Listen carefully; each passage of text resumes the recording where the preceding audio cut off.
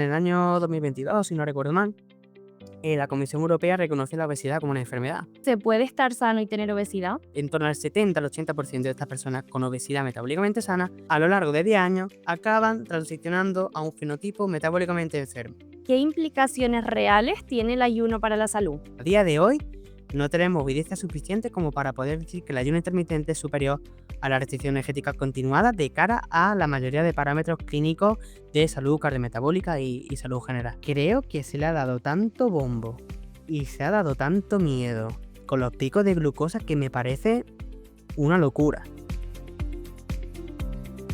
La nutrición y la salud no es tan sencilla como puede parecer. Hoy nos adentramos en profundidad en los alimentos, los suplementos y el cuerpo humano con el fin de entender algunos mecanismos relacionados con la salud o el rendimiento. Para ello contamos con Juanjo Martín, dietista nutricionista, tecnólogo de los alimentos y máster en actividad física y salud.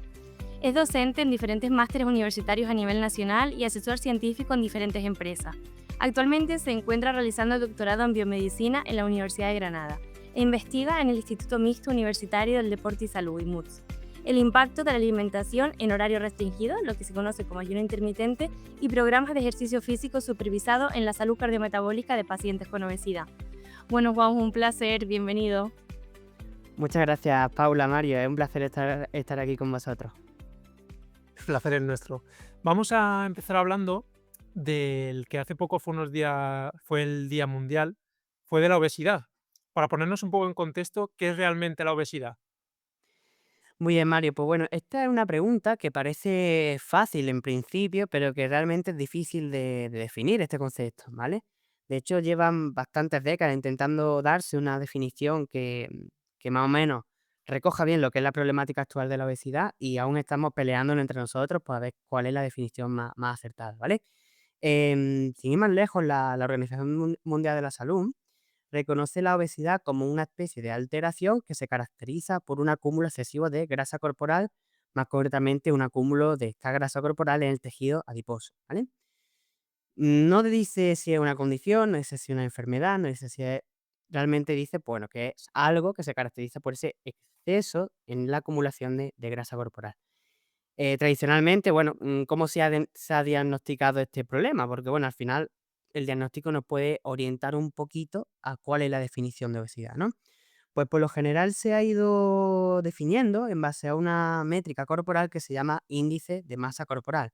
Esto no es más que la relación entre el peso, entre la altura al cuadrado, lo cual me puede dar una idea del peso estandarizado por la altura, de manera que me permite clasificar a las personas pues, en personas con normopeso, sobrepeso u obesidad. Más concretamente, pues bueno, por lo general, ¿vale? Ahora daré una serie de matices. Vemos que personas que tienen un IMC de entre 25 y 30 son personas con sobrepeso, mientras que más de 30 hablaríamos de personas con obesidad, ¿vale? Digo con matices porque, bueno, al final estos valores umbrales pues, van a depender de la población de estudio a la que nos refiramos. Por ejemplo, sabemos que poblaciones asiáticas, pues, el IMC a partir del cual se diagnostica el sobrepeso, pues está entre 23 y 27,5, mientras que a partir de 27,5 hablaríamos de obesidad, ¿vale? Sin embargo, bueno, diagnosticar esta problemática únicamente en base al índice de masa corporal, pues resulta problemático, ¿vale? Porque al final el índice de masa corporal es una variable que no tiene en cuenta lo que conocemos como composición corporal. Es decir, tú puedes tener, pongamos un ejemplo, 70 kilos de peso corporal, pero gran parte de ese peso está constituido por masa grasa, ¿vale? Además, el índice de masa corporal, aunque se relaciona con esta composición corporal, no la llega a determinar per se, no la estamos evaluando de forma fiable con el índice de masa corporal. Y hay otra cosa que no tiene en cuenta el índice de masa corporal, que es la distribución de la grasa en el cuerpo. Es decir, al final nosotros somos capaces de almacenar esa grasa corporal, como he comentado anteriormente, en el tejido adiposo, que si queréis luego hablamos un poquito más de él en profundidad posteriormente. Pero este tejido adiposo subcutáneo, pues, se puede encontrar debajo de la piel, entre los órganos, alrededor de estos órganos, incluso en diferentes partes del cuerpo. Por ejemplo, yo puedo acumular más grasa a nivel subcutáneo en la espalda, en la región glúteo-femoral, en el cuello, etcétera. Esto no lo recoge el índice de masa corporal porque, como he dicho anteriormente, tan solo tiene en cuenta lo que es el peso corporal y la altura de la persona. Por lo cual esto es bastante difícil de determinar solo con el índice de masa corporal Y de hecho, siempre hablamos de esta paradoja, ¿no? Por ejemplo, personas que son deportistas, que tienen elevados niveles de masa muscular y que luego tienen un índice de masa corporal alto, de entre 25, 30, incluso más de 30, de tal manera que estaríamos clasificando a esas personas como si tuvieran sobrepeso u obesidad, cuando quizás no tengan el mismo riesgo de tener enfermedades crónicas en comparación con personas con un mismo índice de masa corporal que no son población deportista. Por lo tanto, surge la necesidad de dar otras definiciones a este concepto. Y hace muy pocos meses salió una nueva comisión de Lancet Endocrinology and Diabetes, donde se intentaba dar una nueva definición, ¿vale? Aquí, por ejemplo, me gusta mucho esta comisión porque, entre otras cosas, tiene en cuenta lo que es la composición corporal y también la distribución de esta grasa, ¿vale? Lo cual, estamos diciendo que tiene un gran peso a la hora de explicar el riesgo futuro de tener diferentes enfermedades metabólicas, crónicas, etcétera, ¿vale? ¿Y por qué esto es importante? Porque primero pone de manifiesto, primero, que la obesidad es una enfermedad, con todo lo que ello implica posteriormente, si queréis luego lo podemos comentar, y aparte da un nuevo marco conceptual para el diagnóstico de la obesidad, donde en efecto el índice de masa corporal se tiene en cuenta, porque, a ver, la Organización Mundial de la Salud no es estúpida, se ha puesto el índice de masa corporal por algo, y es que hay muchos países donde no se puede determinar la masa grasa con métodos avanzados como una densitometría, una resonancia magnética, un TAC. Hay países en los que esta técnica es inviable hacerlo en este tipo de países, por lo tanto, esta métrica es útil en ese sentido. Pero en esta comisión, aparte, nos dan otro tipo de herramientas que nos pueden ayudar a diferenciar el diagnóstico de una forma más precisa. Por ejemplo, hablamos del índice de cintura cadera, hablamos del perímetro de cintura, o incluso si tenemos la posibilidad de medir esta grasa corporal por antropometría, por impedancia, lo que sea, también sería o estaría contemplado en esta guía de cara a evaluar si una persona tiene obesidad o no. Estupendo. Empezamos precisamente, una de las primeras cosas que dijiste fue algo de lo que te queríamos preguntar, que dijiste condición, factor de riesgo, enfermedad. ¿Qué es entonces exactamente? ¿Se trata de es una Efectivamente. enfermedad? Realmente es una enfermedad y se tiene que ver como tal, ¿vale? Es decir, al final, históricamente la obesidad se ha visto como una condición caracterizada por un acúmulo de excesivo de grasa corporal que incrementa el riesgo de sufrir diferentes enfermedades. ¿Esto por qué se veía así? Bueno, porque principalmente, para poner un poco en contexto con qué entendemos por enfermedad, básicamente para definir una enfermedad hace falta una serie de elementos, ¿vale? Una serie de causas o factores etiológicos que dan lugar a una serie de mecanismos a través de los cuales se desarrolla la enfermedad, algo que conocemos como mecanismos fisiopatológicos, ¿vale? Eso da lugar a una serie de signos y síntomas perceptibles, ¿vale?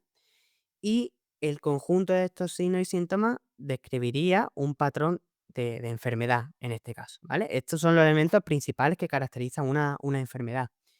¿Qué es lo que ocurre? Pues que con la obesidad los mecanismos fisiopatológicos muchas veces, como hemos dicho, se solapan con otras enfermedades.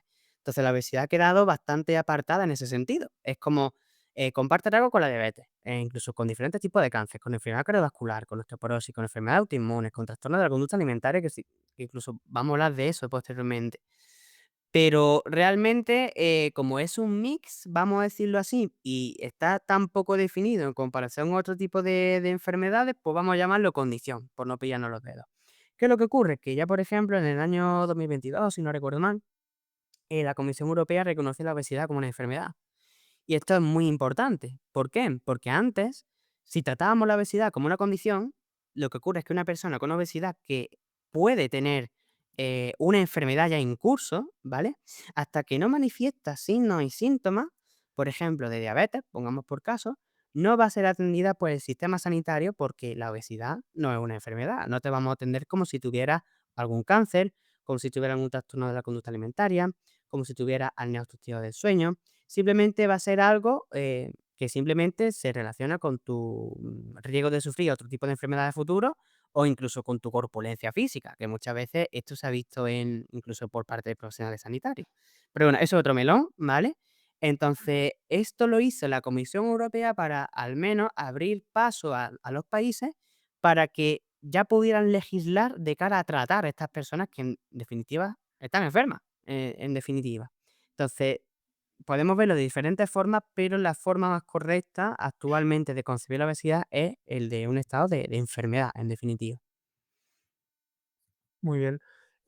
Bueno, la verdad es que ha quedado muy claro precisamente esa relevancia de catalogarlo como enfermedad, ¿no? Respecto al pasado, que parece que hoy en día mucha gente todavía no es consciente de que la obesidad es una enfermedad y no se trata como tal.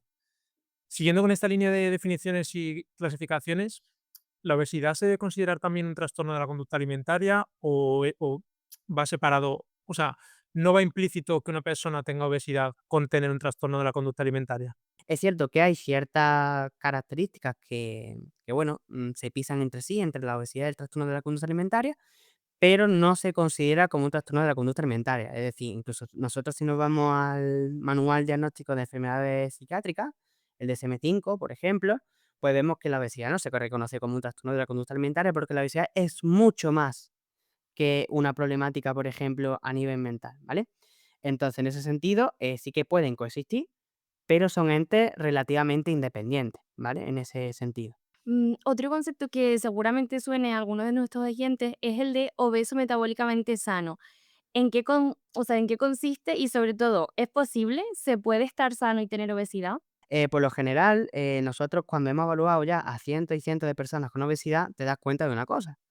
Bueno, no hace falta tener obesidad ni haber pasado mucha consulta para esto, pero vemos que las personas con obesidad especialmente tienen una obsesión con el peso corporal que flipas. O sea, parece que el único determinante de la salud es el peso corporal. Es algo alucinante, ¿vale? Y eso nosotros intentamos hacer un poco esa labor también educativa porque nuestro objetivo no es solo hacer estudios, tal, sino también tratar a las personas, ¿no?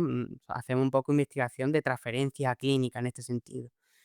Y, a mí me gusta este concepto de metabólicamente sano porque una persona que no lo es decir, una persona metabólicamente enferma, puedes darle el objetivo de vamos a transicionarse a un fenotipo metabólicamente sano, en vez de hablar de peso corporal. Eso motiva muchísimo a la persona y hace que deje de estar tan pendiente del peso corporal. Pues a mí me gusta tanto, tiene bastante utilidad en la clínica. Sin embargo, pues bueno, hay diferentes formas de definirlo, ¿vale? Esto es posible en relación a la pregunta que hacía Paula. Una persona con obesidad puede ser metabólicamente sana, ¿vale? Eso sí, ¿qué implica ser metabólicamente sano? ¿Vale?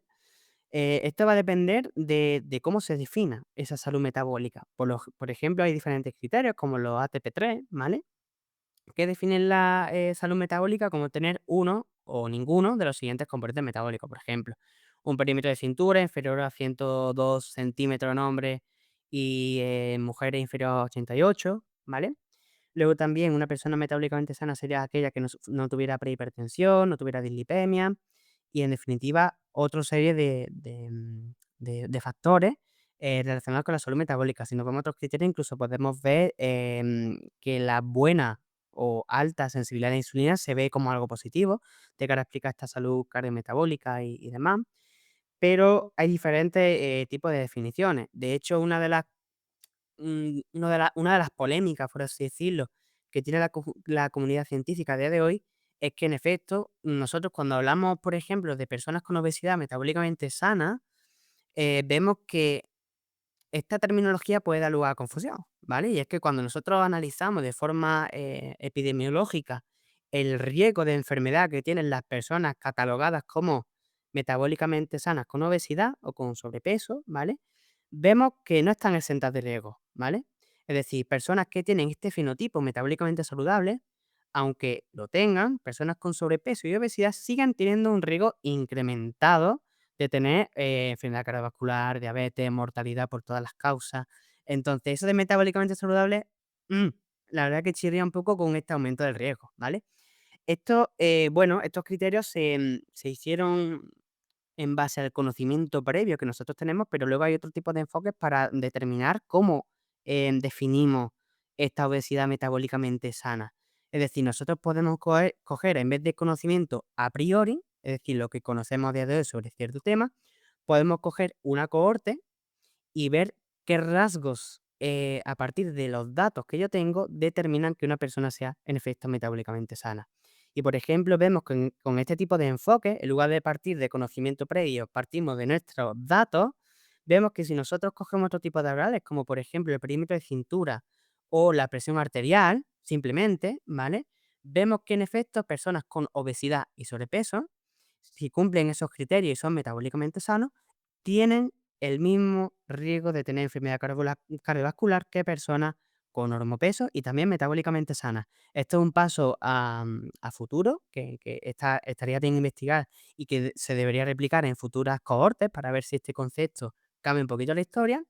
Pero en efecto, una persona puede tener obesidad y ser metabólicamente sana. Ahora, ¿esto determina que 100% esta persona em, no tenga problemas futuros de salud? Obviamente no. Y de hecho, en base a los criterios actuales de definición de obesidad metabólicamente sana, vemos que gran parte, en torno al 70 al 80% de estas personas con obesidad metabólicamente sana, a lo largo de 10 años, acaban transicionando a un fenotipo metabólicamente enfermo. Es decir, porque ahora mismo tú estás bien, no quiere decir que a futuro, sobre todo cuando hablamos de enfermedad crónica, tú no vayas a estar peor, hablando claro. Entonces, es un concepto interesante, pero que no deja de, por así decirlo, de advertirnos de que si no se pone solución a este problema, te Ya. puede encontrar con un susto, hablando Ya. hablando mal y pronto. Y también otra cosa que se dice mucho es un poco de, tengo obesidad, pero las analíticas perfectas. Entonces, como que ya me tranquilizo, ¿no? Y ya estoy saludable. Esto realmente no tiene por qué ser un signo de buena salud, ¿no? Efectivamente, de hecho, para el diagnóstico y evaluar la severidad de la obesidad, no solo se tiene en cuenta la analítica, ¿vale? Se tiene en cuenta, pues, el historial médico previo, más familiar, se tiene en cuenta, signos y síntomas de enfermedad más allá de la analítica. En definitiva, otra serie de variables que no son solo la analítica, sin ir más lejos, la composición corporal es uno de estos factores y, si luego, por ejemplo, tiene otro tipo de cuestiones, pues puedes tener, una obesidad clínica, que es lo que estábamos diciendo, anteriormente. Por ejemplo, sin ir más lejos, esto es algo que nos pasa, casi a diario. Personas con obesidad que creen estar sanas, pero que, por diferentes mecanismos fisiopatológicos tienen la presión arterial elevada. La presión arterial elevada es un principal factor de enfermedad cardiovascular, y eso no aparece en la analítica, eso te lo tienes que medir con el esfingomanómetro y ver si tienes prehipertensión o hipertensión, o diferentes grados. Y entonces sería una persona, pues, con un elevado riesgo de sufrir enfermedad cardiovascular. Entonces, centrarse solo en la analítica, ya está, ya estoy limpio, he pasado la ITV, puedo seguir con mi vida y sin mis preocupaciones ni no, realmente hay que evaluar más cosas, no solo la analítica. Mm. Yo, cuando hemos hablado ahora de obesidad metabólicamente sana, se me viene a la cabeza sobre todo, pues, los típicos atletas, ¿no?, que hemos podido ver en las olimpiadas de este mismo verano, pues, halterófilos o luchadores que necesitan de tener muchos kilos en su cuerpo para poder tener la suficiente fuerza y competir con los pesos que mueven. Entonces, claro, lo que has comentado de que a la larga, aunque esté metabólicamente sano, probablemente, empeore su salud, puede ser un antes y un después para ellos cuando se retiran, ¿no? Porque claro, una persona que pesa 120 kilos y de la noche a la mañana se retira y deja de entrenar 5 o 6 horas, ahí es cuando más lo pueden notar, ¿no? Efectivamente.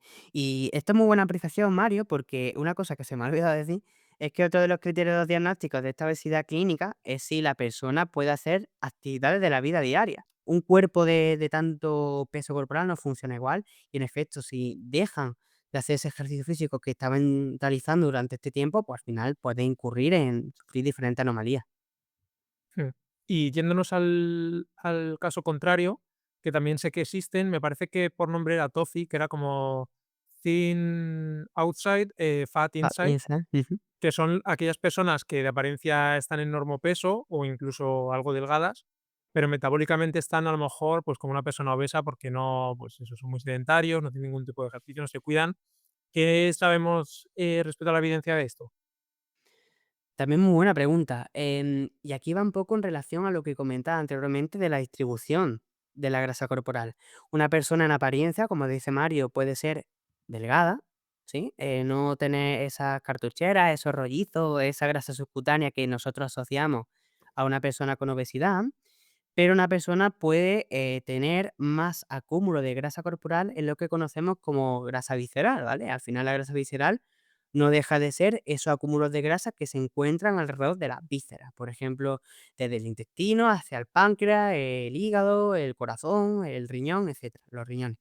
Entonces, un poquito de grasa en estos órganos puede ser de utilidad porque al final provee de energía, soporte estructural, tiene una serie de funciones fisiológicas, pero cuando se acumula en exceso en la región visceral, bien sea a nivel abdominal, a nivel torácico, en definitiva, donde no corresponde, lo que decíamos antes de guardo la comida, pues debajo del fregadero, básicamente, lo que ocurre es que estamos alterando la funcionalidad de diferentes órganos. Por ejemplo, en el hígado, vemos que un acúmulo excesivo de grasa en el hígado altera el metabolismo de la glucosa, el perfil lipídico, perjudica lo que viene siendo en definitiva la salud cardiometabólica, incluso puede aumentar el riesgo de cáncer, por ejemplo, el tema de cáncer de hígado lo puede aumentar, y un acúmulo excesivo de grasa en el páncreas, de nuevo, también puede alterar el metabolismo de la glucosa, aumentar los niveles de inflamación crónica de jurado, puede predisponerte a una peor disfunción endotelial, incluso paradójicamente, pues que sea más resistente a la pérdida de peso, ¿vale? Por diferentes cuestiones metabólicas. Entonces, aquí de nuevo hablamos de distribución. Una persona, aunque aparentemente sea delgada, puede ser que tenga un acúmulo excesivo de esta grasa donde no corresponde, ¿vale? Y esto es súper importante. De hecho, es uno de los factores que se postulan como que explican que una persona con obesidad sea metabólicamente sana o enferma. Es decir, gran parte de las personas metabólicamente sanas se caracterizan por lo siguiente: ser mujeres, ¿vale? Y lo segundo, porque distribuyen la grasa en la región subcutánea, en la región glúteo-femoral. Por eso también es algo característico de que las mujeres tienen menos riesgo de enfermedad cardiovascular que los hombres, ¿vale? Por diferentes cuestiones genéticas, hormonales, etcétera.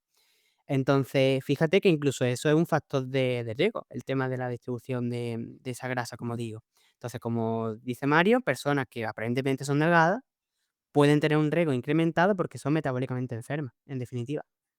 Y ahora justo también mencionaste por ahí el tema de la pérdida de grasa o, bueno, la pérdida de peso.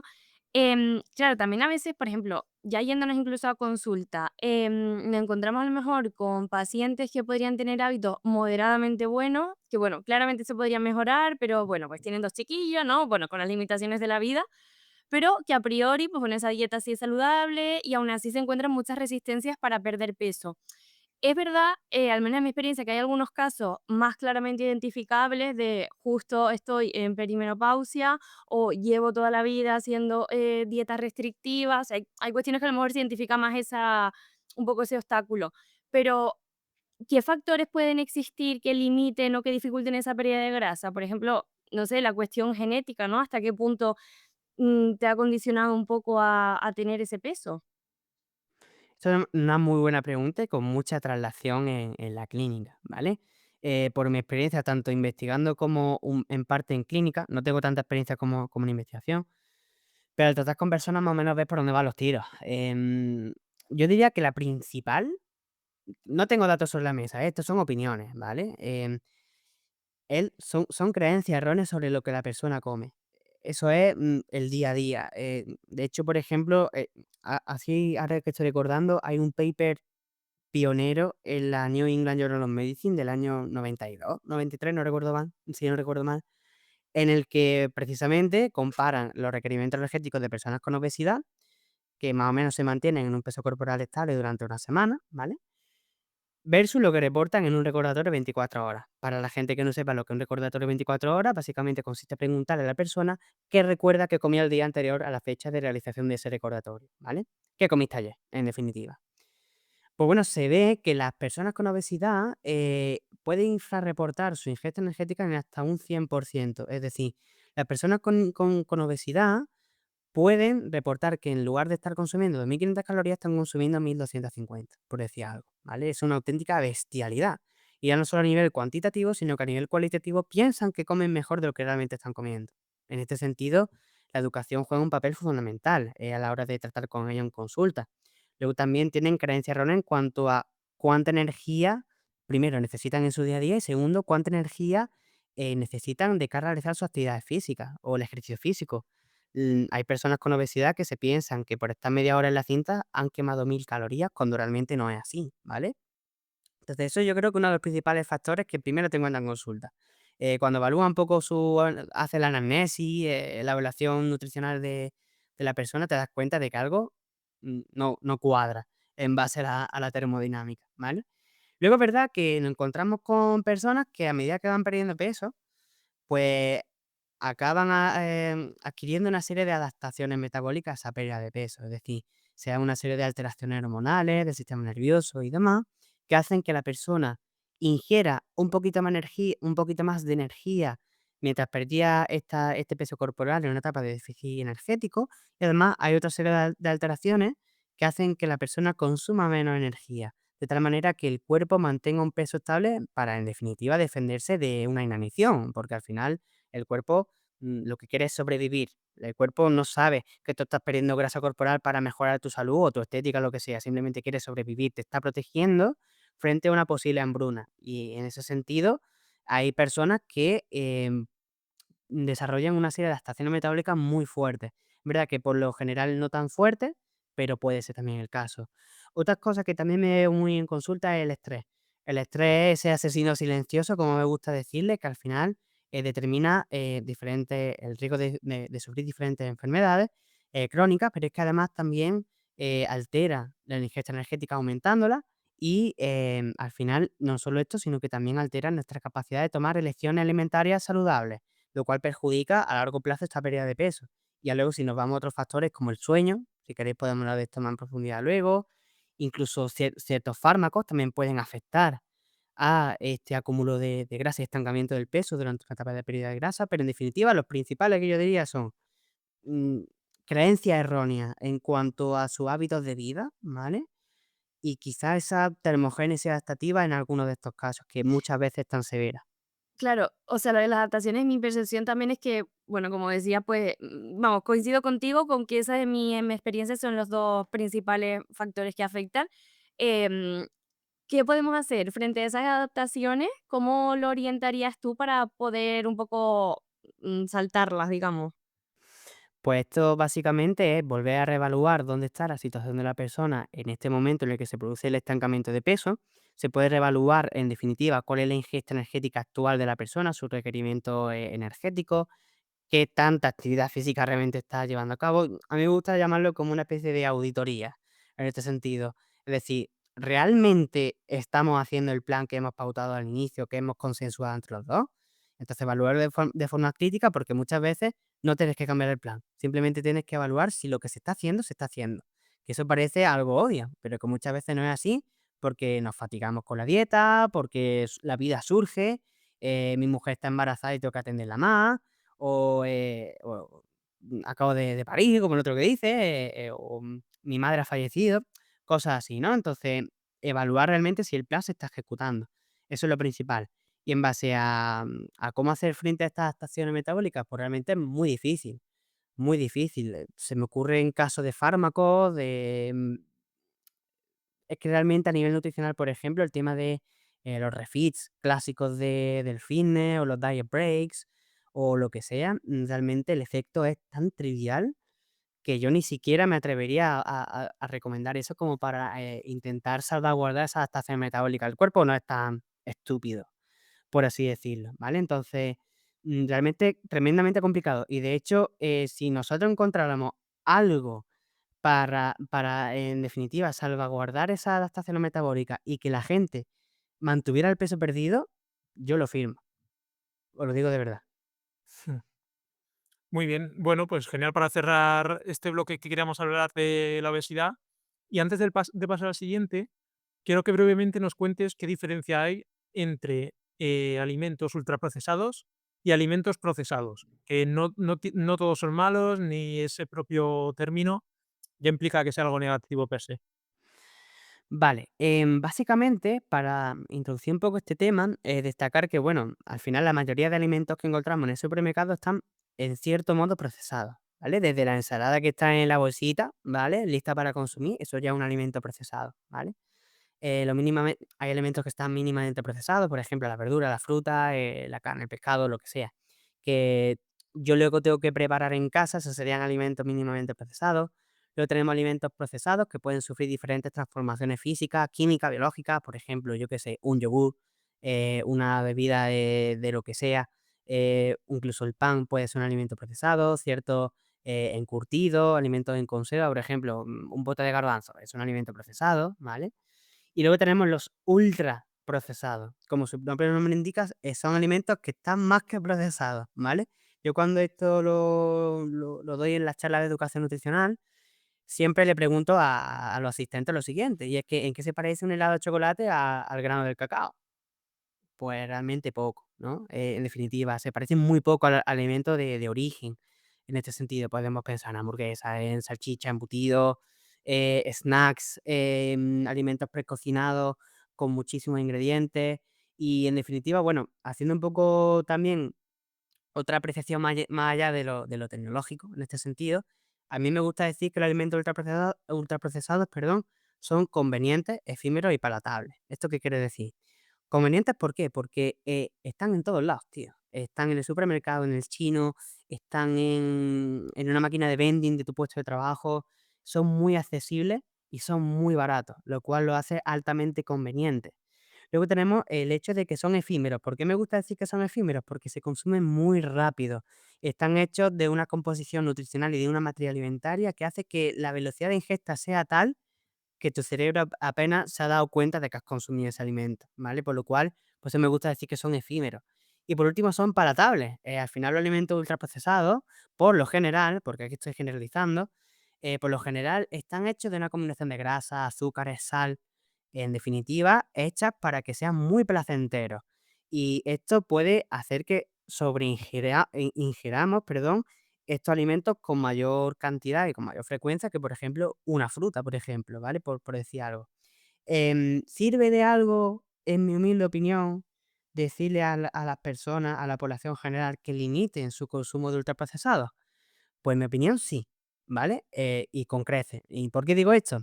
Al final el sistema de clasificación de ultraprocesados no deja de ser un sistema imperfecto.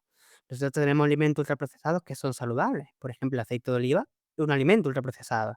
La proteína de suero, una proteína vegetal en polvo, algo así, son alimentos ultraprocesados que en ciertos contextos pueden mejorar el patrón dietético de una persona, ¿vale? Pero es que estos alimentos son minorías. Es decir, nosotros cuando hablamos de alimentos ultraprocesados y le damos esa recomendación a la población general, la mayoría de personas saben lo que es un alimento ultraprocesado porque gran parte de esa población consume gran parte de estos alimentos ultraprocesados. Por ejemplo, una bebida azucarada, una bebida edulcorada son alimentos también ultraprocesados. Entonces, si limitamos estos alimentos, vamos a mejorar sustancialmente la calidad de vida de esta población. Por ejemplo, tenemos estudios a nivel epidemiológico de sustitución isocalórica. Tenemos incluso ensayos controlados aleatorizados, donde si triangulamos, perdón, la evidencia disponible, vemos que sustituir alimentos ultraprocesados por análogos procesados o mínimamente procesados, el riesgo de mortalidad, de sufrir enfermedades crónicas o incluso la composición corporal se ve favorecida con esta sustitución. Entonces, aunque es un sistema imperfecto, sí que es cierto que a nivel pragmático, si nosotros damos estas recomendaciones, vemos que mejoramos la calidad de vida de las personas y potencialmente hacemos que vivan más. Entonces, en mi humilde opinión, pienso que es una buena estrategia decirle a la población que, oiga usted, consuma menos alimentos ultraprocesados.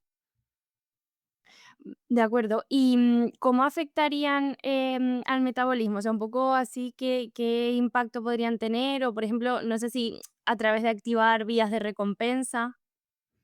Eso es una pregunta muy interesante porque el hecho de comprender estos mecanismos nos puede ayudar a solventar este problema en parte, porque, por ejemplo, la accesibilidad y la asequibilidad económica de un alimento ultraprocesado, bueno, eso no, eso va más allá de lo puramente biológico, ¿no? En ese sentido, ¿no? Pero si comprendemos qué mecanismos biológicos hay detrás, nos puede ayudar en parte a paliar este gran consumo de ultraprocesados. Pues en parte, yéndonos, por ejemplo, a lo que decíamos antes de balance energético, es decir, ingesta energética y gasto energético total, vemos que el alimento ultraprocesado hace lo siguiente: incrementa la ingesta energética al líquido, es decir, hace que consuman más energía, ¿vale?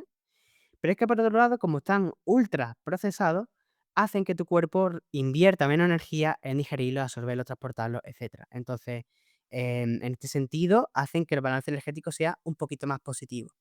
Luego hay otras cuestiones, como por ejemplo, de cuestiones tan triviales aparentemente como el envase en el que se encuentran, ¿vale? Aunque sean productos seguros desde el punto de vista de la seguridad alimentaria, cada vez estamos siendo más conscientes de que hay ciertos polímeros y demás que pueden actuar como disruptores endocrinos. Entonces, si por ejemplo consumimos este tipo de alimentos ultraprocesados que están contenidos, que están envueltos en un envase que es obesógeno, pues a usted. A lo mejor ese también podría ser un mecanismo, ¿no? Que podría estar explicando esto. Y sobre todo también lo que más se ha investigado, y a colación de lo que ha dicho Paula, es su efecto en los mecanismos de recompensa. Al final, los mecanismos de recompensa básicamente están constituidos por una serie de redes neuronales que van a favorecer una serie de conductas orientadas a garantizar nuestra supervivencia. Nosotros cuando comemos, cuando hacemos ejercicio, perdón por ser escatológico, pero cuando cagamos, cuando orinamos, cuando tenemos relaciones sexuales, estamos favoreciendo una serie de conductas que garantizan nuestra supervivencia, ni más ni menos. Y en base a estas conductas, el cerebro te dice, ay, qué bien me siento. ¿Por qué? Porque así aumenta la probabilidad en el futuro de que haga esa conducta, ¿vale? Pues, ¿qué ocurre con los alimentos ultraprocesados? Pues bueno, cuando primeramente consumimos un alimento ultraprocesado, lo que vemos es que por esta hiperpalatabilidad generalmente que tiene el ultraprocesado, aumenta la secreción de neurotransmisores como la dopamina. La dopamina es uno de los principales neurotransmisores involucrados en el mecanismo de recompensa, ¿vale?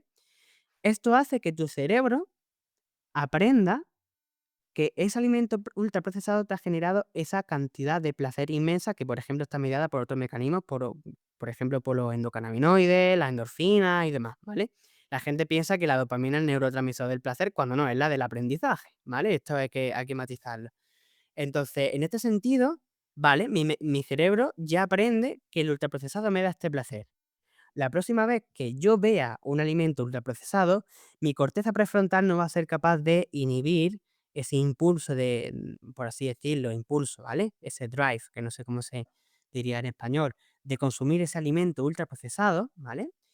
Y va a hacer que me inhiba menos, pero es que además me va a resultar más visualmente atractivo. Es decir, al final nosotros percibimos información por múltiples vías y la visual es una de ellas. Entonces, cuando yo veo o incluso huelo un alimento ultraprocesado, aumenta mi secreción de dopamina, diciéndome, hey, vea por por este estímulo que me ha dado tanto placer anteriormente en el pasado. Vea por él, te lo mereces, tío. Después de todo el día trabajando y demás, te merece un bollicao, por decir algo, ¿vale? Entonces, en este sentido, lo comes, ¿vale? Se atenúa la liberación de dopamina porque ya le has dado ese estímulo, la gente piensa que es al revés. En el proceso de aprendizaje sí, pero una vez que ya lo has consumido, cuando ya lo comes y ya has tenido esa percepción en el pasado, disminuye la secreción de dopamina y aumenta la secreción de endorfina y demás que dan esa sensación placentera. Sin embargo, ¿qué ocurre con los ultraprocesados? Porque al final ya hay un mismatch, como una especie de descompensación entre lo que espera tu cerebro que sea tan placentero y luego el placer que te da, ¿vale? Entonces, las personas con un alto consumo de alimentos ultraprocesados, lo que se ve es que necesitan más cantidad de alimentos ultraprocesados para generar la misma cantidad de placer, ¿vale? Si yo mi expectativa está aquí y con el alimento ultraprocesado lo dejo un poquito más hacia abajo, tengo que consumir más cantidad para elevar mi expectativa inicial y no voy a parar de consumir ese alimento ultraprocesado hasta que mis expectativas se hayan resuelto por completo, ¿vale? Un poco lo que pasa con los alimentos ultraprocesados. Hay un montón de vías más, pero yo, fijaros, de hecho tengo aquí el libro, yo lo recomiendo para el que esté interesado en el tema. De hecho, no sé si se aprecia en cámara, pero está muy doblado por diferentes páginas, ¿vale? Este libro, bueno, está al revés, no sé si se verá bien, es The Hungry Brain de Stefan Guyenet.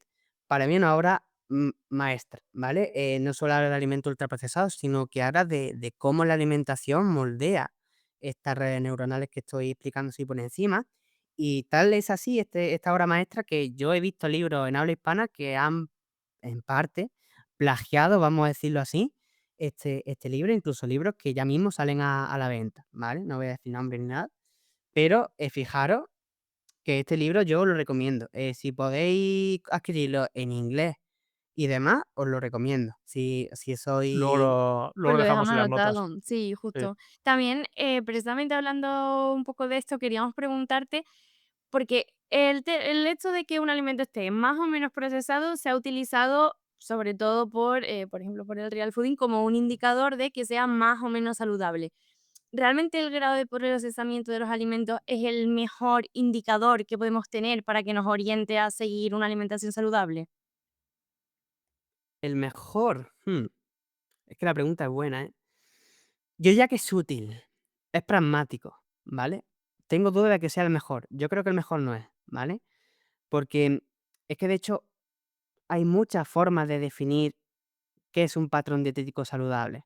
Tenemos una visión de los nutrientes, que aunque para algunos es reduccionista, es bastante explicativa. Por ejemplo, el hecho de disminuir el consumo de sal, grasa saturada, grasas transaturadas, azúcares libres, realmente es muy útil. Y de hecho es lo que más se ha investigado y es altamente válido este enfoque. Sin embargo, ahora mismo en la investigación nos centramos más, cada vez más en grupos de alimentos y en patrones dietéticos. Esto, por ejemplo, es algo con lo que me he pegado cabezazos a la hora de analizar porque parece sencillo analizar un patrón dietético, pero no lo es. En la alimentación son muchas variables que muchas veces están muy relacionadas entre sí, pero que a su vez pueden dar lugar a diferentes desenlaces. Entonces, reducir la complejidad de los datos para explicar un patrón dietético que te que sea capaz de predecirte una respuesta es altamente complejo. Yo ya os digo que hay millones de bueno, millones tampoco hay que ser tan exagerado, pero hay decenas de formas de analizar un patrón dietético que realmente requieren mucho tiempo de estudio, ¿vale? Entonces, de cara a dar recomendaciones prácticas a la población, yo creo que está muy bien hablar de patrones dietéticos tipo dieta vegetariana, vegana, mediterránea, tipo DASH. Esos son patrones dietéticos bastante bien afianzados en cuanto a la mejora de la prevención de diferentes enfermedades crónicas.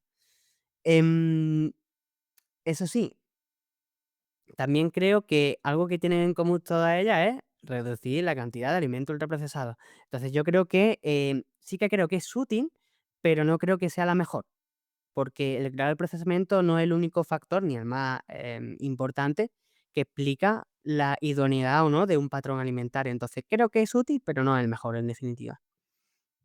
Al final, ese paso yo creo que es lo que hace que todas las dietas triunfen, ¿no? Como has dicho. Todo el mundo lo primero, incluso el que no va a un nutricionista, lo primero, venga, me quito las guarradas, que al final esas guarradas son esos ultraprocesados. Vale, y nos has comentado que todos tienen en común, pues que son muy altos en azúcares, en grasas y en sodio sobre todo, pero también hay otros que lo son en, por ejemplo, los edulcorantes. ¿Estos influyen en el control de peso, en la regulación del apetito o hay mucho mito detrás de ellos? Pues fijaros, yo no tengo una respuesta a esto, es decir, la evidencia es bastante inconcluyente en este sentido, tanto hacia un lado como en otro. Es decir, es verdad que en modelos preclínicos, en modelos animales, vemos que los edulcorantes alteran los mecanismos de recompensa, al igual que el azúcar cuando se da en sobreingesta en este sentido, y hacen que las ratas o los ratones, lo que sea, engorden, ¿vale? En humanos no está del todo claro. Lo que se está viendo últimamente es que las personas, cuando consumen alimentos, edulcorados y demás, en sustitución de aquellos análogos azucarados, ¿vale? Pues vemos que, por lo general, no incrementan su ingesta energética de forma significativa, ¿vale? Es decir, antes se pensaba que con este tipo de alimentos la gente se daba lo que se conocía como licencia para comer. Es decir, básicamente, como sé que este alimento tiene 200 calorías menos, pues voy a comer un poquito más, o un poco más de esto que también me gusta y así compenso, ¿no? ¿Qué pasa? Que bueno, al final en condiciones de vida libre se ve que esto no es del todo así. Es decir, una persona cuando consume una lata de Coca-Cola a lo mejor está ingiriendo 150 calorías, por decir algo, ¿vale? Así a bote pronto, por decir algo, pero luego resulta que cuando lo consume con Coca-Cola cero, pues al final no cambia su elección, o sea, su comida principal no cambia en ese sentido. Sin embargo, yo creo que también esto es una cuestión de dosis. Es decir, hay algunos estudios preliminares que sugieren que cuando las personas toman, por ejemplo, lo equivalente en edulcorantes, ¿vale? A 2 bebidas edulcoradas o más, hay algunas personas que son muy susceptibles a tener mayor ansiedad por la comida o, en este sentido, luego compensarlo con otro tipo de alimentos que son más palatables a lo largo del día. Entonces, yo no tengo una respuesta clara para esto, ¿vale? Creo que son útiles si se, saben emplear en los contextos adecuados y con una educación nutricional de base, pero no tengo una respuesta clara. Yo creo que a nivel, bueno, espérate, estoy recordando ahora un paper que publicaron recientemente hace un mes, 2 meses en diabetología. Recuerdo, que fue publicado por Marta Wash y demás, porque es una investigadora que me resulta bastante, buena en este ámbito de la epidemiología nutricional, y veían cómo, por ejemplo, el consumo de bebidas azucaradas incrementaban el riesgo futuro de diabetes, ¿vale? en comparación a bebidas acalóricas pero edulcoradas o otro tipo de bebidas calóricas como agua, café o té, si no recuerdo mal. Bueno, pues veíamos que el mayor aumento en el riesgo de diabetes tipo 2 se observaba efectivamente en aquellos que tomaban bebidas azucaradas. Pero es que también, además, se veía en menor medida, pero también se veía un incremento del riesgo de diabetes tipo 2 cuando las personas consumían bebidas edulcoradas, ¿ok? Entonces, esto es importante también trasladarlo a la población, ¿vale? ¿Por qué? Porque muchas veces, lo de siempre, muchas veces esta bebida, aunque sea azucarada, edulcorada, lo que sea, al final se acaban acompañados de ingestas que a lo mejor no son del todo saludables. A mí no se me ocurre, por ejemplo, yo qué sé, cuando estoy en casa, ya yo no me tomo una ensalada con una Coca-Cola, por decir algo. Yo, por ejemplo, me tomo la Coca-Cola cuando me he ido a comer fuera a comerme una hamburguesa. Lo cual, obviamente, pues, ¿cuál sale mejor parada? Pues, obviamente, la ensalada en este caso, ¿no? Entonces, en este sentido, de nuevo, patrones, ¿vale? Yo creo que también es, de suma importancia estudiar estos patrones, pero en definitiva, si las bebidas edulcoradas, por lo general, se consumen con ingestas que son más insanas, por así decirlo, van a incrementar el riesgo. En menor medida, porque tienen menos cantidad de azúcar, pero también lo hacen. Ya. Jo, pues sí, pues muy interesante, la verdad. También otro tema sobre el que estás estudiando es el ayuno, que está además muy relacionado con la composición corporal y la pérdida de peso. Y en los últimos años se ha puesto muy de moda por sus supuestos efectos positivos a varios niveles, como incluso la longevidad, la autofagia o el control del peso. ¿Qué implicaciones reales tiene el ayuno para la salud? También una pregunta que me gusta un montón, el tema del ayuno. Y fijaros, este interés surge por unos resultados tan prometedores que hemos visto en modelos animales, en este sentido. Por ejemplo, tenemos investigadores de talla mundial, como por ejemplo Rafael de Cabo, que es un investigador bueno, se licenció aquí en la Universidad de Córdoba. Vemos que, bueno, ahora está en Baltimore, Estados Unidos, trabaja en el Instituto Nacional de Salud de los Estados Unidos y, él ha trabajado mucho con modelos animales y obesidad, en este sentido, con ayuno intermitente y demás. Bueno, pues Rafael de Cabo, por decir algo, en este aspecto, fue uno de los primeros investigadores que descubrió que el ayuno intermitente, el ayuno prolongado, aumentaba la longevidad en chimpancés, ¿vale? Esto es súper interesante porque más del 99% de los genomas que nosotros tenemos lo compartimos con el de los chimpancés. Y lo bueno de estos modelos de experimentación animal es que ya no solo que son tan parecidos a nosotros, sino que podemos realizar esas intervenciones con relativa longitud en el tiempo, ¿vale?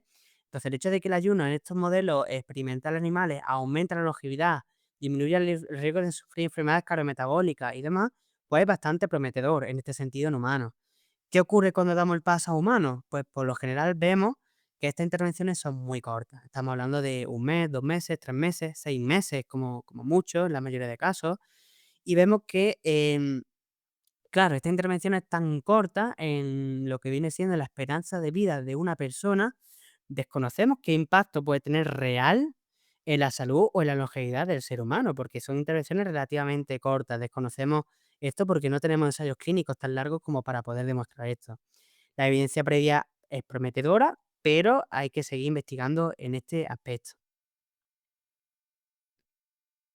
También, en cuanto a la aplicación directa a la pérdida de peso, o sea, sobre todo según hablaba, estaba un poco pensando, bueno, lo típico que también se dice mucho, ¿no? De la conveniencia. Pues yo qué sé, por ejemplo, yo en algún momento de mi vida, hace un par de años, estudiaba por las tardes, entonces, bueno, pues me levantaba, me iba a la Biblia, no desayunaba y, bueno, o sea, me iba bien así, ¿no? Tenía hambre y bien. Ahora a lo mejor sí que como trabajo en casa, pues sí que me apetece desayunar. Si yo hiciera, o sea, si yo me pruebo una pérdida de grasa y mantengo el mismo déficit calórico en ambas situaciones, desayunando o sin desayunar, ¿tendría beneficios en el caso del ayuno? También muy buena pregunta en este sentido. Fijaros, hablando sobre la conveniencia, una cosa que es innegable es que para algunas personas es muy fácil hacer ayuno intermitente. En lugar de mirar las calorías, por así decirlo, mira el reloj, ¿no? En este sentido, es muy conveniente y muchas veces incluso en nuestras intervenciones lo que decimos a la gente, oiga usted, siga comiendo como habitualmente, simplemente limítese a mirar el reloj. Punto. Para determinar cuándo empieza a comer y cuándo termina. Es muy conveniente, es muy sencillo, cualquiera lo puede hacer, ¿vale? Simplemente con tener un reloj, lo tienes, ¿vale? Y vemos que incluso con este tipo de estrategias, lo que induce de forma involuntaria es un descenso de la ingesta energética y con ello, pues todas las mejoras clínicas que se observan con la pérdida de peso y grasa corporal, pues mejora de sensibilidad a la insulina, de la salud cardiometabólica, de metabolismo de la glucosa, múltiples variables en este sentido. Ahora bien, em, ¿hay algún tipo de efecto independiente de este ayuno intermitente si lo comparamos con una disminución equivalente tradicional de la ingesta energética al uso? Esta pregunta es más complicada. Por lo general, en la mayoría de estudios vemos que salen igual de bien paradas. Es decir, si nosotros hacemos un ayuno intermitente con una restricción de, por ejemplo, del 20% de energética total versus ese mismo 20% de restricción, pero con una dieta de restricción calórica convencional, vemos que los parámetros de salud, mejor dicho, los cambios en estos parámetros de salud y demás, prácticamente son los mismos a nivel clínicamente, clínicamente hablando. ¿Qué es lo que ocurre? Que hay algunos estudios preliminares, como por ejemplo se me ocurre el de la investigadora Sutton, fue publicado en el 2018, en Cell Metabolism creo que fue, donde se vio que con independencia de esta restricción energética, ¿vale? Se veía que el hecho de hacer ayuno intermitente concentrando la ventana de alimentación durante las primeras horas del día, es decir, desayunar y luego terminar de comer a la hora de la comida, es decir, no cenar, en definitiva, veía que de forma independiente a estos beneficios clínicos observados con la pérdida de peso, había una mejora adicional en el metabolismo de la glucosa, en ciertos marcadores inflamatorios y demás, ¿vale? Sin embargo, aquí pasa dos cosas. Lo primero, estos resultados han sido muy poco replicados, es decir, no tenemos evidencia sólida de que esto sea así. Y lo segundo es que, bueno, son intervenciones cortas con parámetros subrogados de salud. No sabemos qué impacto a largo plazo puede tener estas intervenciones. Es muy prometedor, de nuevo, estamos dando los primeros pasos, pero a día de hoy no tenemos evidencia suficiente como para poder decir que el ayuno intermitente es superior a la restricción energética continuada de cara a la mayoría de parámetros clínicos de salud cardiometabólica y salud general.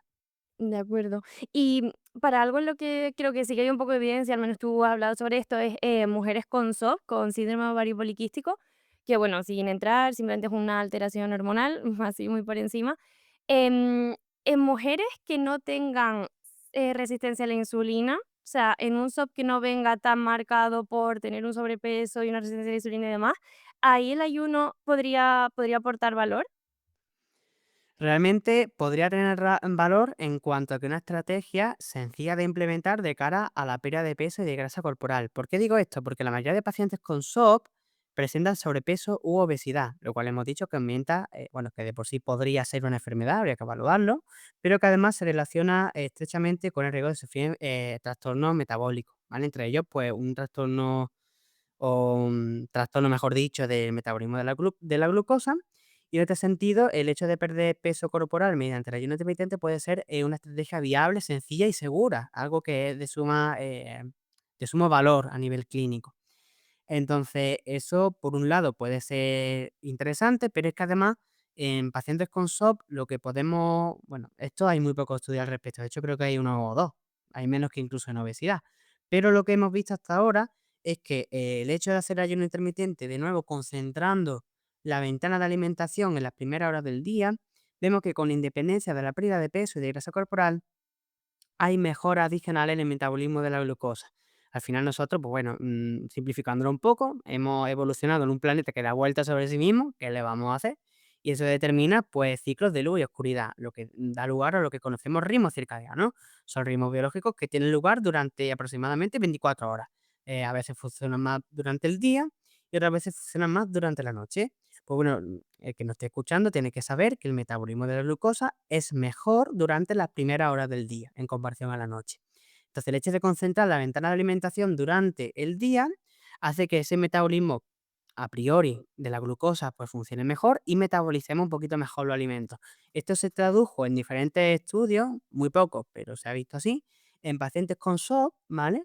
Vemos que con independencia de la pérdida de peso hay mejora en el metabolismo de esta glucosa, pero de nuevo son pocos estudios y habría que esperar resultados de otros estudios que corroboren los hallazgos que hemos encontrado previamente. Pero es prometedor, en definitiva. Y respecto al famoso mito de que entrenar en ayunas puede quemar más grasa, sabemos que hay algo de cierto, pero acláranoslo. Sí, yo creo que hay un poco de confusión entre perder grasa corporal y oxidar más grasa, ¿no? Al final nosotros cuando, o sea, cuando hacemos ejercicio en ayunas, Partimos de unos niveles de insulina bajos y eso hace que, bueno, si hay una buena sensibilidad de insulina y unos niveles bajos de insulina, lo que vemos es que, por lo general, nuestro organismo va a oxidar más grasas como fuente de energía durante el ejercicio, ¿vale? Ahora, ¿esto quiere decir que por el hecho de hacer ejercicio físico en ayunas se pierda más grasa corporal? Pues realmente, hasta donde yo conozco, no es así, ¿vale? De hecho, nosotros, si nos centramos en lo que ocurre a lo largo del día y no solo durante lo que ocurre durante el ejercicio físico, vemos que después de finalizar el ejercicio físico hay una sobrecompensación en el sentido de que después de finalizar el ejercicio físico no es que se siga oxidando más grasa, sino que al final va a haber una mayor oxidación de glucosa, de manera que más o menos emula lo que habría ocurrido, por así decirlo, en comparación a una condición en reposo, vamos a decirlo así, ¿vale?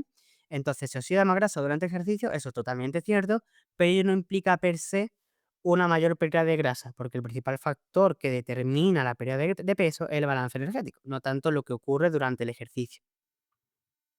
Bueno, sabemos también que te encanta todo lo relacionado con el metabolismo y es que estos años, igual que decíamos que el ayuno se ha puesto de moda, también se ha puesto muy de moda el metabolismo de la glucosa, aunque a veces incluso de forma un poco, no sé si negativa. En concreto, ¿qué es lo que estáis estudiando ahora mismo? Hay diferentes variables relacionadas con este metabolismo de la glucosa que se relacionan a un peor pronóstico, primero de una enfermedad, cuando una persona tiene una enfermedad, como por ejemplo puede ser la de este tipo 2 o con un mayor riesgo de sufrir diferentes enfermedades, porque al final la glicación de proteínas, la oxidación o la glucotoxicidad también se relaciona con diferentes procesos a nivel celular, y eso podría dar lugar a diferentes mecanismos que aumenten el riesgo de sufrir diferentes enfermedades. Por eso lo estamos estudiando, en definitiva. Mm. Y este tipo de parches del control de la glucosa en sangre, como hemos dicho, ¿tiene algún tipo de relevancia en personas sanas o no deberíamos preocuparnos por ello? Quizás sea un poco tirarme piedras sobre mi tejado, pero en personas sanas, yo a día de hoy no le veo utilidad más allá en en unos contextos muy, muy, muy específicos. Por ejemplo, hablamos de una persona que tenga antecedentes familiares de este tipo 2, ¿vale? Y que tenga ya cierta edad. Bueno, quizás pueda tener cierta utilidad, pero bueno, también habría que ver ciertas cosas como la sensibilidad de esa medida, la especificidad de esa medida y, por ejemplo, la costo-efectividad de esa medida. Por ejemplo, ok, a lo mejor es la panacea, pero es que cada botoncito de glucosa te vale 70 € y el botoncito de glucosa a los 14 días deja de funcionar. Entonces, haz cuenta a ver cuánto te sale al mes el monitoreo constante de esa glucosa intersticial. Muy bien. Y siguiendo con este tema también de la elevación de la glucosa y demás, ¿consideras que son realmente importantes los picos de glucosa normales en el día a día, como mucha gente dice en las redes sociales, que son perjudiciales? Sí, a ver, hace unos años te diría que sí, pero a medida que voy estudiando me doy cada vez más cuenta de que esto realmente no tiene mucho peso en población sana. Sí que en verdad, obviamente en contextos clínicos, por ejemplo, una de este tipo 2, una de este tipo 1, es que es de cajón, eso lo tienes que monitorear 100%. O incluso en personas que puedan tener alteraciones potenciales en este metabolismo de la glucosa, como personas con obesidad, tal, quizá pueda ser de interés, ¿vale? Otra cosa habría que ver la factibilidad, si es específico, si es sensible, en fin.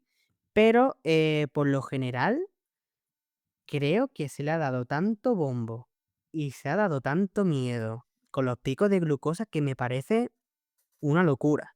O sea, parece que o sea, ¿cómo decirlo? Es como patologizar un acontecimiento que es fisiológico. Es decir, nosotros cuando comemos pasa glucosa, aminoácidos, ácido graso al torrente sanguíneo y es normal que la insulina se eleve, por ejemplo, para atenuar esos picos de glucosa, ¿vale? Mm, realmente, fijaros, nosotros cuando evaluamos, por ejemplo, en esta prueba de tolerancia a la glucosa, vemos que el problema no es ese pico. Es decir, nosotros cuando damos la glucosa, vemos que en torno a los 60 minutos se da un pico enorme, pero los que están más metabólicamente sanos y tienen buena tolerancia a la glucosa, a las 2 horas después de haberle dado esa glucosa, ¡bum!, ya vuelven a sus niveles basales. Han tenido un pico de la leche, pero luego son personas que a las 2 horas ya están normales. En cambio, vemos otro tipo de personas que tienen peor tolerancia a la glucosa y vemos que la glucosa está, pues, por lo general, un poquito más elevada en el basal, no sube tanto a la hora, pero se mantiene muy elevada a las 2 horas. ¿Ahí qué me está diciendo? Pues que hay baja tolerancia a la glucosa. Es que de hecho no es tanto el pico, hablaríamos más bien de un área bajo la curva, ¿no? En este sentido. Pero más allá de eso, Y estas malas concepciones, incluso a nivel teórico, con los picos de glucosa, porque hay gente que no estudia la fisiología, básicamente, simplemente la reduce y mete miedo para vender libros o cosas así, pues, realmente, yo tengo mis dudas. Es verdad que en algunos casos se concibe esas alteraciones de la glucosa como un factor de riesgo, pero ya os digo yo que, con un simple pico de glucosa no se puede saber esto, realmente. Son pruebas estandarizadas las que te tienen que dar esa información, no una comida mixta ad libitum, es que es imposible hacer eso a día de hoy. De hecho, una de las paradojas que hay es que precisamente el ejercicio físico aumenta los niveles de glucosa en sangre también. Entonces, cuéntanos muy brevemente por qué. O sea, ¿qué es lo que tiene el ejercicio que, sin tener ningún tipo de relación con la comida, eleva nuestra glucemia? Sí, a ver, durante el ejercicio físico, lo que ocurre, son una serie de mecanismos fisiológicos que actúan como si fuera una orquesta, es algo espectacular, donde al final el organismo lo que intenta es destinar la mayor cantidad de energía posible, o al menos como mínimo la suficiente, como para dar lugar a ese desempeño de ese ejercicio físico que se está dando. Uno de estos mecanismos fisiológicos es la gluconeogénesis, es decir, al final los músculos que se mueven durante el ejercicio consumen una gran cantidad de recursos energéticos, entre ellos la glucosa, y uno de los principales lugares donde tiene esa glucosa el músculo esquelético es de la glucosa del torrente sanguíneo. ¿Vale? Entonces, cuando se contrae, simplemente la capta, es como si fuera una esponja, se la mete para adentro, ¿ok? Y con el objetivo de mantener la glucosa en sangre estable, lo que se va a producir es que gracias a esta liberación de catecolaminas, pues al final el hígado secreta más glucosa a partir de un proceso que se conoce como gluconeogénesis, y esa glucosa en sangre puede llegar a mantenerse para abastecer de energía a músculo energético que se está contrayendo. Entonces, fijaros la paradoja, ¿no? A mí me gusta mucho una analogía que hacen los chicos de FISAC, que seguro que la mayoría de los que nos están escuchando los conocen. Bueno, pues simplemente el ejercicio físico lo podríamos ver como un estresor que emula de forma aguda diferentes enfermedades. Fijaros, aumenta la presión arterial, aumenta nuestra frecuencia cardíaca, nuestro consumo de oxígeno, nuestro consumo de glucosa. Por ejemplo, el consumo de glucosa podríamos incluso verlo con personas con obesidad o con algunos cánceres y demás. Y paradójicamente, esos estresores puntuales nos previenen de la enfermedad, nos entrenan frente a esos insultos metabólicos. Entonces, el ejercicio, como bien apunta Mario, es una herramienta maravillosa, ¿vale? Tampoco es milagrosa, porque no hay nada milagroso en esta vida, pero es una herramienta muy, muy interesante de cara a reducir nuestro riesgo de enfermedad a futuro. Sí, es lo típico que dicen, ¿no? Que si a un deportista justo después de entrenar un entrenamiento intenso le hicieran una analítica de sangre, pensaríamos que es una persona que está totalmente enferma, ¿no? Justamente, esa es muy buena apreciación. Pues muy interesante todo este tema, la verdad. Otro tema sobre el que queríamos preguntarte es el tema de la suplementación, porque, bueno, sabemos que has trabajado bastante en este tema, de hecho, yo he sido sujeto en algunos de tus estudios. ¿Cuáles consideras que sí que son suplementos interesantes para el rendimiento? Buena pregunta. Bueno, lo primero, más pregunta más tirando a clínica, pues aquel que se lo pueda permitir el deportista, ¿vale? Y que sea seguro y eficaz. Punto, ¿vale? Eso es un poco, a grosso modo, lo que diría, porque a lo mejor un suplemento deportivo puede ser interesante para mejorar el rendimiento en una disciplina, en un esfuerzo específico, pero quizá no. Entonces hay que hablar un montón de cosas. Que sea seguro, fundamental, que sea legal, obviamente, y lo tercero, que sea eficaz para el deportista, para la disciplina deportiva específica, y primero evaluar si para esa persona es eficaz. Eso también hay que evaluarlo, ¿vale? Entonces, partiendo de estas premisas, que son altamente individualizables, pues yo diría que el que más es la creatina, ¿vale? Pero sin lugar a dudas.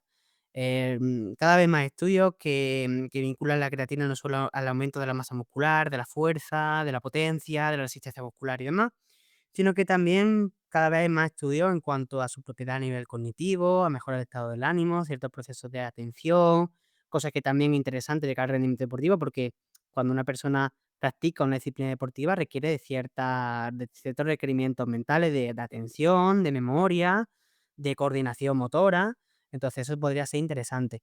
Más allá de eso, pues ya empezaríamos a hablar de suplementos que tienen un impacto trivial en el rendimiento físico, más allá de la creatina, ¿vale?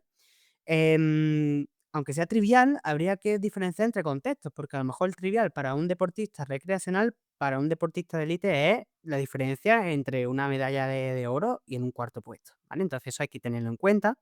Y aquí hablaremos de suplementos, bueno, sin ir más lejos, los carbohidratos, ¿vale? Es algo que es fundamental en la práctica deportiva, mediante geles, barritas, bebidas deportivas, pastelería incluso que se ha visto a nivel deportivo con carbohidratos y demás.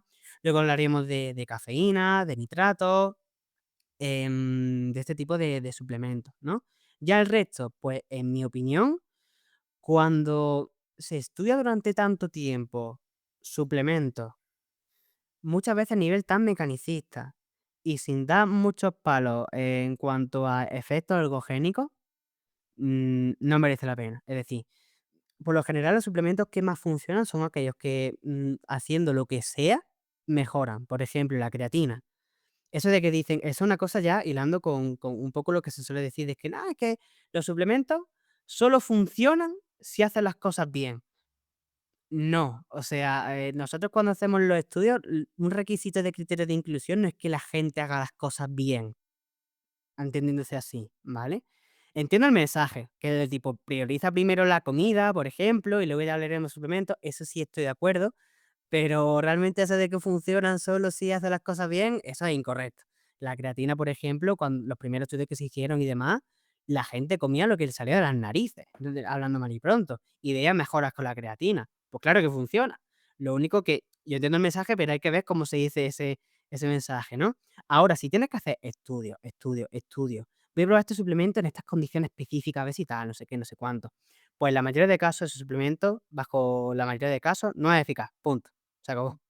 Ahora hay ciertos suplementos que sí son interesantes. Por ejemplo, sin ir más lejos, una vitamina B12, mire usted, para una persona que es vegetariana o vegana, es que eso es imprescindible.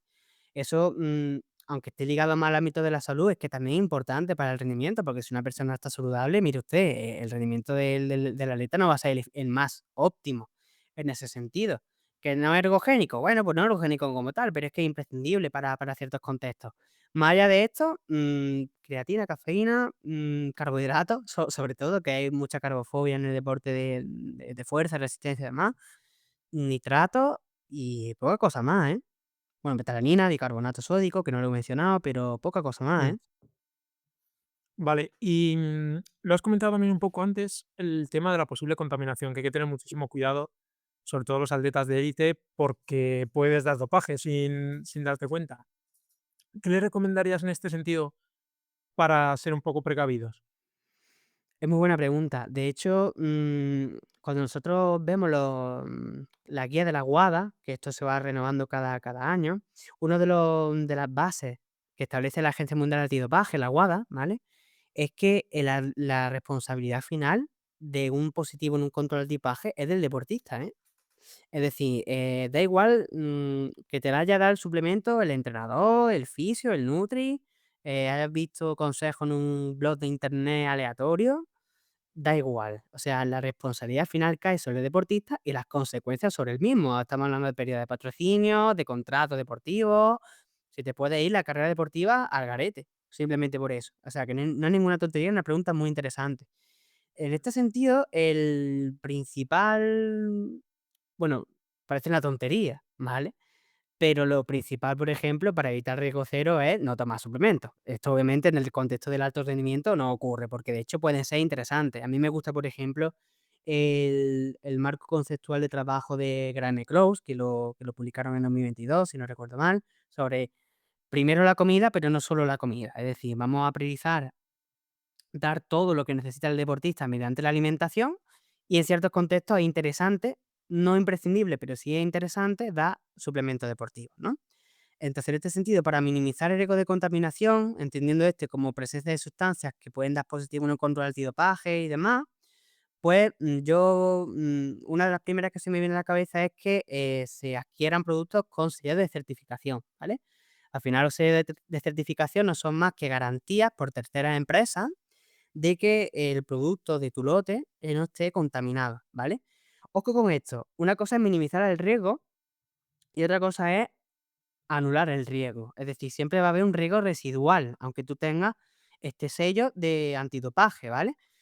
pero puede ser útil. Y de hecho yo lo recomiendo, es de las principales cosas que se recomienda. Por ejemplo, tenemos el InfoSport, ¿vale? En el InfoSport, básicamente la empresa, esta tercera empresa que evalúa el riesgo de contaminación y la presencia de sustancias prohibidas y demás, pues evalúa los productos de cada lote, ¿vale? En comparación, por ejemplo, con el Inform Choice de esta misma empresa, donde se analizan lotes aleatorios, es decir, no se analizan todos los lotes de un producto, ¿vale? Luego tenemos, pues yo qué sé, el Informe Sport, el Informe Choice, el SGSS o no sé cómo se decía este sello, pero en definitiva hay diferentes sellos antidopaje, ¿vale? Esto es fundamental. Por ejemplo, sin ir más lejos, marcas de suplementación como Crown creo que han sido pioneras en este sentido. Tienen muchísimos productos con sello antidopaje y, por ejemplo, esto para esta población puede ser interesante.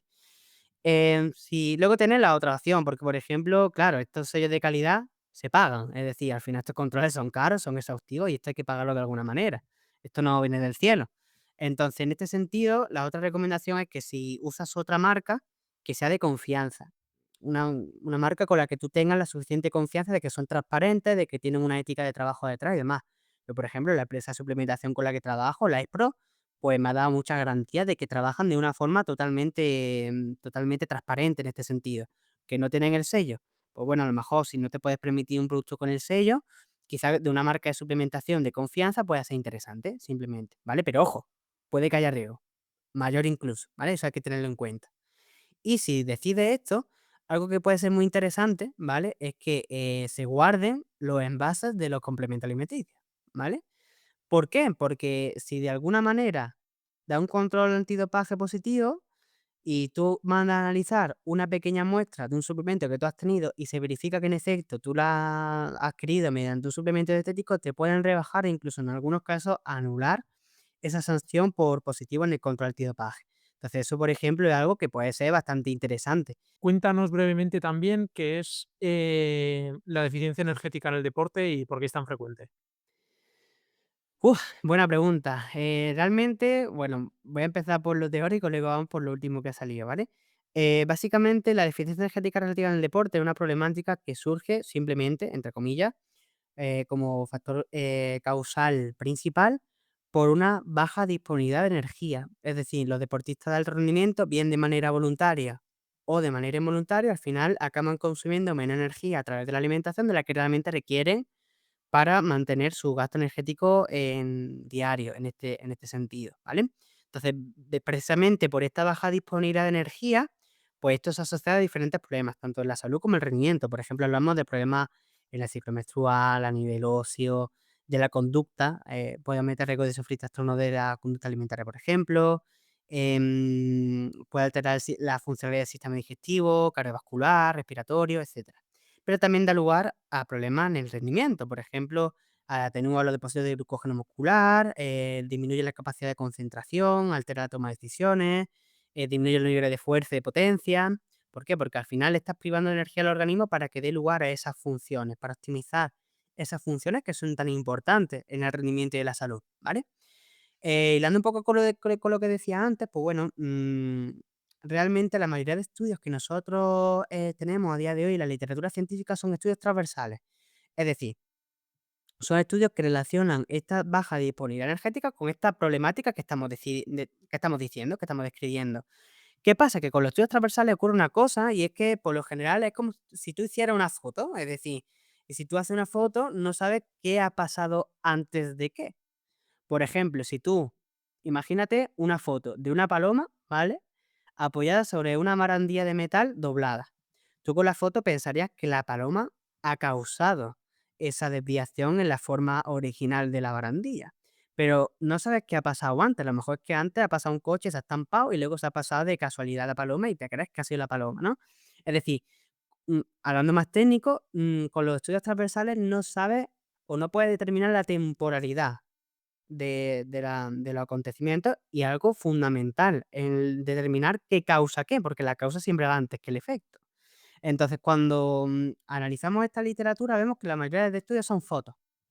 En cambio, por esto mismo y porque hay pocos ensayos clínicos al respecto y porque además la baja disponibilidad energética es muy difícil de medir, incluso en condiciones de laboratorio el error puede ser abismal, ¿vale? No quiero entrar en detalles, pero puede ser abismal.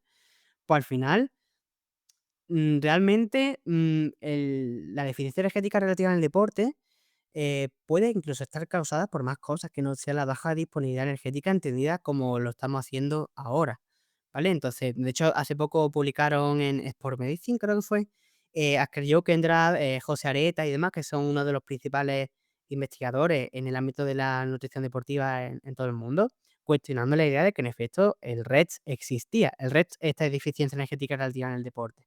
Entonces, bueno, yo, desde mi humilde punto de vista, creo que puede determinar muchas de las problemáticas, pero es verdad que la mayoría de casos es muy difícil de diferenciar en este sentido, ¿no? Entonces, nosotros ahora, por ejemplo, estamos investigando con este tipo de poblaciones, con estas problemáticas y demás. De hecho, va a formar parte de 2 tesis doctorales, todo esto estas investigaciones, y vemos que esto se relaciona, pero claro, son estudios transversales. Entonces, hay que tener en cuenta estas limitaciones de cara a intentar explicar esta problemática, ¿vale? Es que es un gran tema, o sea, es un gran melón el tema de la deficiencia energética relativa, o sea que bueno. Ahora por último, sí que queríamos ir a un bloque de preguntas finales, son así como preguntillas rápidas, un poco, sí, de respuesta sintética. Empiezo yo preguntándote a quién nos recomendarías invitar al podcast. Buah, ¿de qué queréis hablar? Nos De vale, salud, bueno, ¿no? ciencia, salud, nutrición, lo que te apetezca. Vale. Si traéis a Adrián Castillo, lo tenéis. Yo lo recomendaría Ya está 100%. invitado está. Ya lo haré yo con Adri. Muy bien, así me gusta, Juanjo. Si no, pues otras recomendaciones, no sé, bueno, a Lucas lo habéis traído. De hecho, iba a decir al principio del podcast que oigan ustedes, si quieren escuchar a Lucas, no se metan en este episodio, no me confundan con Lucas, por favor. Ese está en el episodio 6 creo que es. Pasa, ¿no? ¿Vale? Efectivamente, pasa de este, ya lo he dicho tarde, ya se han comido el discurso del rey, pero bueno, Nada, nada. no sé a quién más, tío. Por ejemplo, hablando de tejido adiposo, creo que algo súper interesante y que está muy en auge actualmente, el tema del tejido adiposo pardo, ¿vale? Entonces, en cuanto a ese tema, creo que podría invitar a Borja Martínez Telles, que es un investigador excelente, de los mejores que he conocido nunca, además una muy buena persona. Y yo creo que podría ser un puntazo que lo traigáis al podcast. Entonces, Adrián y Borja. Apuntado. Súper. Borja, lo Y siento, bro. si solo pudieras dar un mensaje al oyente, ¿cuál sería? El principal mensaje que quiero dar es que al final la obesidad es un problema tan complejo que echarle solamente la problemática al individuo es un error abismal. Yo esto lo he visto por parte de profesionales sanitarios y es que al final hunde por completo a la persona que tiene obesidad, ¿vale? Entonces, las personas obesas, perdón, las personas con obesidad, porque eso también hay que matizar un poco el lenguaje, eh, no tienen falta de voluntad, no son glotonas, no están no están sufriendo ese problema porque quieren sufrirlo. Nadie decide sufrir porque sí, no somos tan estúpidos en ese sentido.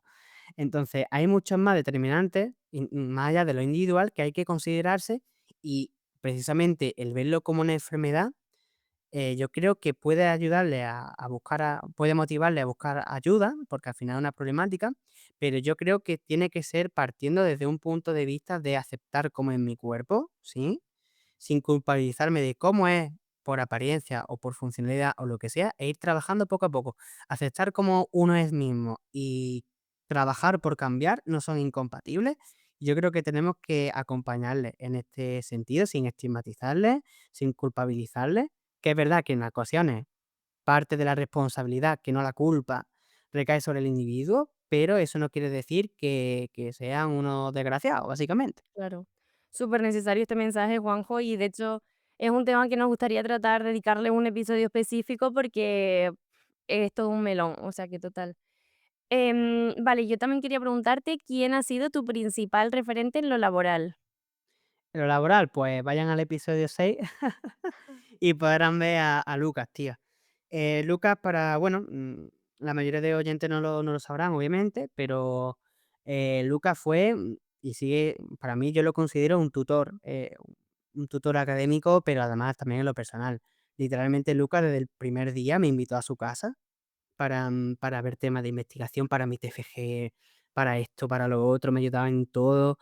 es el ejemplo de excelencia académica y de generosidad en persona. O sea, yo para mí es mi referencia principal y ya os digo yo que si no hubiera sido por toda la ayuda y por quién es él, yo a lo mejor me habría dedicado a otra cosa, sinceramente. Entonces, yo creo que es muy importante y hay que tener mucha suerte, por ejemplo, en el ámbito de la investigación, así lo pienso, que tus mentores sean, primero, muy buenos y muy buenas personas. Yo creo que ambas tienen que coexistir, porque si no, el proceso se puede hacer muy feo y en mi caso ya os digo que, aunque es un proceso duro, yo lo estoy disfrutando un montón y muy en parte por Lucas.